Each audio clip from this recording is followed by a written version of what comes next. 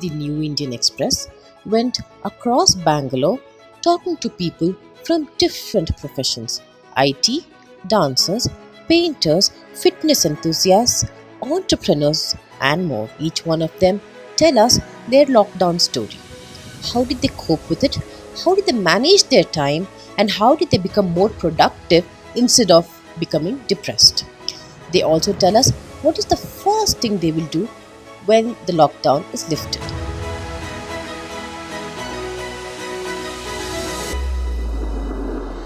I run a company called Green Garage, which is into landscaping, and I am a part of this organization called Let's Play Climbing, which is into adventure sports and rock climbing. Hi, I'm Harsha. Hey, I'm Danish, not the RJ Danish.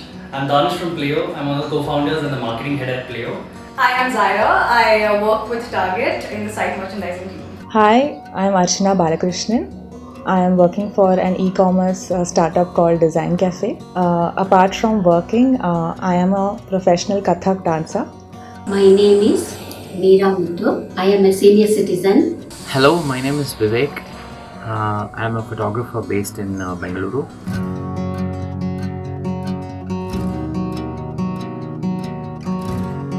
So initially when the lockdown was announced, for the first couple of days it was very relieving because it was a much needed break from all the stressful work that was happening. But then once it got extended to 21 days, that's when things started getting stressful because I'm never a person who stood or stayed in one place for a very long time. So I went back to my roots, that is me loving plants, and I've also been doing a little bit of fitness. Because I've never been able to give enough time for my fitness, so this is the best time. I think everyone should use this time because people usually say that I don't have time to work out. Now you have all the time in the world, so you should give some time for your fitness. Suddenly this lockdown came over us and I was really in a fix as to what to do with my students because I'd worked so hard with them from January to March.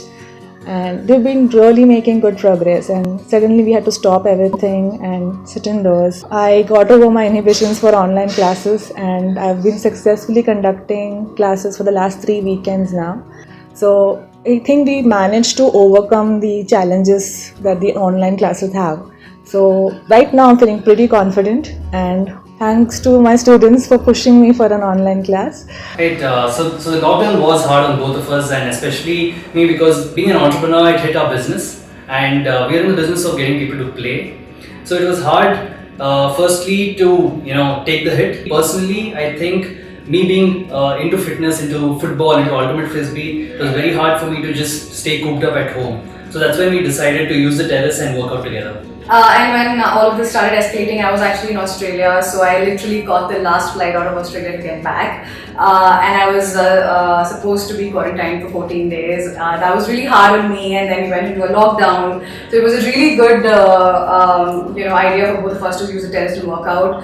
I lead a very active lifestyle. I was a fitness trainer before, so it was very challenging for me. We work out every day, maintaining social distance. We were very particular about that. During the February month, I went to USA to visit my elder son. Then I came to India and I was caught in the Bombay airport. After checking, they told me, okay, you can go home, but on one condition, you should not move from your house. My second son, he was with me only. He was a great help for me. In my free time, I do a lot of work. That is, I know crochet work, I know stitching, machine work, and also I do some drawing with oil painting. So when the first lockdown was announced, I found it very difficult to stay put in my house.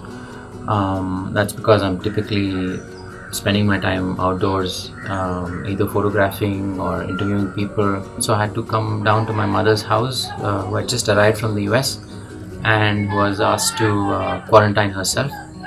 So she needed somebody in the house to run errands and pick up groceries and stuff. So I got into yoga, and my guru, although he's held up in Rishikesh. The rest of the day is spent reading, writing a bit, and also sort of rekindling my old interests, like, for example, watercolors. One of the things that I would like to do as soon as the quarantine is over, I would like to go and meet some friends and really ease into it. Yes, you are, but you live in the same building and you're the only one I've been seeing. So I want to meet other people also. But having said that, I want to ease into it. Do it when it's appropriate. I want to go on the road, run on the road instead of doing workouts on our terrace. Once the lockdown ends, the boys who have gone back home are going to come back and start working, and business is going to be as usual. But one positive thing is the habits that I've picked up, the good habits that I've picked up over this lockdown, I'm going to implement it on a daily basis. So can't wait for the lockdown to end, start meeting my friends. As soon as the lockdown is lifted, I can't wait to rush back to the temple and start teaching there again.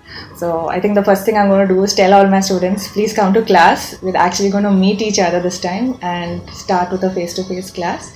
So I'm really excited about that, and I can't wait for the lockdown to actually get lifted. First thing, I just want to go around outside my house and see how the plants are looking. That is my first thing, and also see the dogs outside. The first thing I'm going to do after the lockdown will be lifted, perhaps be go on a longish ride on my motorbike. It's something that I haven't been able to do at all, of course. Just to be able to feel the wind on your face and to feel the sense of freedom and liberty that you mostly took for granted. I'm itching to get back on the field, play the frisbee, get some kicks, and just get back on the field as soon as possible. But obviously, wait for the government to give the go and then maybe start playing.